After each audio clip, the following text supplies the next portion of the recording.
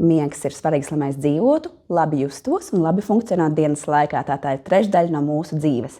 Tādēļ jāseko, vai tas mums ir pietiekami labā daudzumā un pietiekami labā kvalitātē. Tādēļ katru dienu sev sekojot līdzi, skatoties uz savām tendencēm, mēs varam saprast, vai mēs dabūjam labāko, ko mēs vien varam dabūt. Problēma ir bezmiegs. Un daudzas lietas, par kurām mēs pat neiedomājamies. Nemierīgs miegs, daudz kustības, daudz pamošanās miegā, ko mums var palīdzēt novērtēt ikdienas mērījumi. Labākais veids, kā izvērtēt savu miegu, ir tam sekot līdzi ikdienā. Es, piemēram, izmantoju Galaxy Watch 8. Tas tev palīdz izvērtēt daudzus dažādus rādītājus. Man svarīgākie šķiet Energy Score, tad enerģijas rādītājs, kuras saturā ir daudz dažādas sastāvdaļas.